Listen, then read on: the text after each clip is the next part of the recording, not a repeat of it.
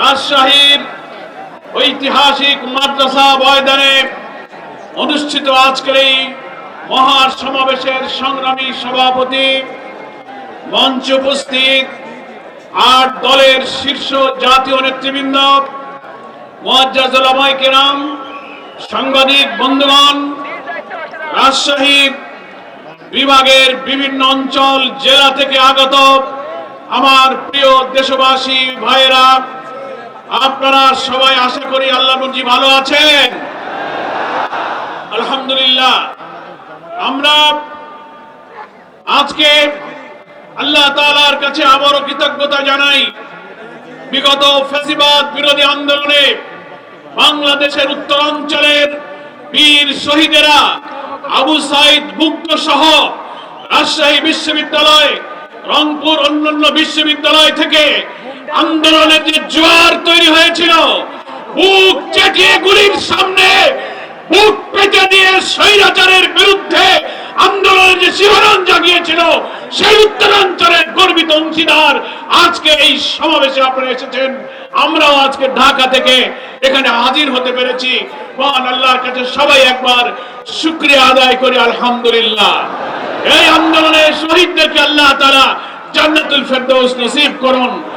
যারা হাজার হাজার আহত হয়েছে, ক্ষত বিক্ষত, রক্তাক্ত ক্ষত চিহ্ন নিয়ে চোখের পানি ফেলছে, মহান আল্লাহ তাআলা তাদেরকে সুস্থতা দান করে এই বিজয়ের যে স্বপ্ন পূরণের জন্য নতুন বাংলাদেশ নির্মাণে ভূমিকা রাখার তৌফিক দান করুন, আল্লাহুম্মা আমিন। প্রিয় ভাইরা আমার, আজকে ৮ দলীয় জোটের উদ্যোগে বা ৮ দলের উদ্যোগে আজকের এই মহাসমাবেশ, নিশ্চয়ই আপনারা একমত হবেন, বাংলাদেশের বর্তমান রাজনীতিতে অন্তর্বর্তীকালীন সরকারের দায়িত্বে একটি নির্বাচন নিরপেক্ষ, অবাধ, সুষ্ঠু করার লক্ষ্যে আমাদের যে অভিযাত্রা, সেই প্রেক্ষাপটে ৮ দলের অভিন্ন ৫ দফা কর্মসূচিতে রাজপথে এগিয়ে চলা বাংলাদেশের 18 কোটি মানুষের জন্য একটি নতুন জাগরণ তৈরি করেছে। গ্রামে গঞ্জে, পাড়ায় মহল্লায় এবার আশার সঞ্চার হয়েছে। আল্লাহ তাআলার দ্বীনের ভিত্তিতে একটি নতুন বাংলাদেশ, একটি সুশাসনের সমাজ আমরা উপহার পাবো ইনশাআল্লাহ। আজকে এই প্রথম রাজশাহী দিয়েই বিভাগীয় সদরগুলোতে ৮ দলের পক্ষ থেকে বিভাগীয় শহরগুলোতে যে মহাসমাবেশের সিদ্ধান্ত হয়েছিল, তার প্রথম সমাবেশ আজকে রাজশাহীর মাদ্রাসা ময়দানে অনুষ্ঠিত হলো। এই দিক থেকে রাজশাহী উত্তর জনপদেরই লক্ষ লক্ষ জনতা আগামী দিনে নতুন বাংলাদেশ গড়ার একটি ঐতিহাসিক আন্দোলনের অংশীদার হয়ে থাকলেন। আগামীকালকে খুলনা, এরপরে বিভিন্ন বিভাগীয় সদরের 7টি শহরে মহাসমাবেশের মধ্য দিয়ে ৮ দল রাজধানী ঢাকায় গড়ে ওঠা ৮ দলের সংগ্রামকে আমরা বিভাগীয় সদরে ছড়িয়ে দিলাম। ইনশাআল্লাহ এরপর কর্মসূচি আসবে, আপনারা প্রস্তুত থাকুন। বাংলাদেশের প্রত্যেকটি জেলায়, উপজেলায় লিয়াজো কমিটি করে নতুন বাংলাদেশের লক্ষ্যে ইসলামী দল এবং দেশপ্রেমী শক্তির এই ঐক্যকে একটি সুদৃঢ় সাংগঠনিক ভিত্তির উপরে আমরা দাঁড় করিয়ে দেব, যে সমঝোতার মধ্য দিয়ে আগামী জাতীয় নির্বাচনে বাংলাদেশের 18 কোটি মানুষের গণ আকাঙ্ক্ষা পূরণ হবে। ফ্যাসিবাদ যেমন বিদায় নিয়েছে, তেমনি এবারের সংগ্রাম দুর্নীতিবাদ, চাঁদাবাজ, লুটপাটকারী, সন্ত্রাসী, ইসলাম বিরোধী শক্তির বিরুদ্ধে সংগ্রাম। আমরা সেই জোটকে সম্প্রসারণ করছি। আমাদের এই জোট সম্প্রসারণের মধ্য দিয়ে নতুন বার্তা হলো জাগরণের বার্তা। সেই জাগরণ হলো, আমরা স্বাধীনতার 54 বছরে 3টি দলকে দেশ শাসন করতে দেখেছি।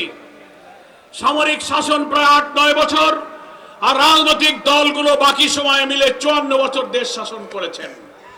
দলের নাম উল্লেখ না করেও যদি বলি, 3টি দলের প্রত্যেকটি শাসনের সময় বাংলাদেশে দুর্নীতির স্বর্গরাজ্যে পরিণত হয়েছিল। তারা সন্ত্রাস করেছে, লুটপাট করেছে, চাঁদাবাজি করেছে, ভিন্ন মতকে দমন করেছে। ইসলামী আন্দোলনের বর্ষিয়ান নেতাদেরকে কারাগারে পুরে, রিমান্ডে, ক্রসফায়ারে, আয়না ঘরে, ফাঁসিতে ঝুলিয়ে হত্যা করেছে। ইসলামী জাতিসত্তা মূল্যবোধকে তারা ধ্বংস করেছে। প্রিয় দেশবাসী, তাই আমাদের এই 8 দলের সমাবেশের সম্প্রসারণের মধ্য দিয়ে আমরা একটি পরিবর্তনের বার্তা বাংলাদেশের গ্রামে গঞ্জে পৌঁছে দিতে চাই যে আমরা ঐক্যবদ্ধ থাকব। এবং আমরা খবর পাচ্ছি এই 8 দল আর 8 দলে থাকছে না। বিভিন্ন রাজনৈতিক দল এখন 8 দলের এই মিছিলে শরীক হওয়ার জন্য আবেদন করতেছে। এই দল আরো বাড়বে আমার প্রিয় ভাইরা। সেই জন্য নতুন যে বাংলাদেশ আমরা চাই, সেই নতুন বাংলাদেশ মানে হলো স্বাধীনতার পরে যারা দেশ শাসন করেছেন তাদের চরিত্র যা ছিল, কোন দল অতীতের শাসকরা বুকে হাত দিয়ে বলতে পারবে না যে আমাদের নেতাদের বিরুদ্ধে কোনো চাঁদাবাজির অভিযোগ নেই, সন্ত্রাসের অভিযোগ নেই, দুর্নীতির অভিযোগ নেই, খুনের অভিযোগ নেই। সবার বিরুদ্ধে অভিযোগ আছে। কি বলেন, ঠিক কিনা? বলে আগামীতে এমন বাংলাদেশ আনতে চাই, এমন সরকার আমরা করতে চাই যেখানে আমরা দুর্নীতিকে না বলবো, লাল কার্ড দেখাবো। দুর্নীতি চলবে না, সন্ত্রাস চলবে না, ভিন্ন মতের উপরে দমন পীড়ন চলবে না। আমরা নৈতিক উৎপাদনমুখী কারিগরি শিক্ষা প্রতিষ্ঠার মধ্য দিয়ে আমাদের বিপ্লবী তরুণ সমাজকে দক্ষ জনসম্পদে পরিণত করে এই বাংলাদেশের লাল সবুজ পতাকাকে দুনিয়ার সামনে সমুন্নত আমরা করব। আমাদের এই 8 দলের এই সমঝোতা আগামী দিনে নতুন দেশ গড়ার স্বপ্ন পূরণে ইনশাআল্লাহ সাহায্য করবে। ফলে আমাদের এই পরিবর্তনের বার্তায় বাংলাদেশের সব মানুষকে আমি শামিল হওয়ার জন্য আহ্বান জানাই। এখন নির্বাচন সামনে, সরকার যে ডেডলাইন ঘোষণা করেছে, আমরা সকল দল 8 দল সহ ফ্যাসিবাদ বিরোধী দলেরা আমরা এই নির্বাচনে মেনে নিয়েছি যে আমরা নির্বাচনে যাব। কিন্তু নির্বাচনের ডেট শিডিউল করলেও সেই নির্বাচন সুষ্ঠু এবং নিরপেক্ষ হবে কিনা এই প্রশ্ন জাতির সামনে দেখা দিয়েছে। এই 8 দলের আন্দোলনে আমরা বলেছিলাম 5 দফায় লেভেল প্লেইং ফিল্ড,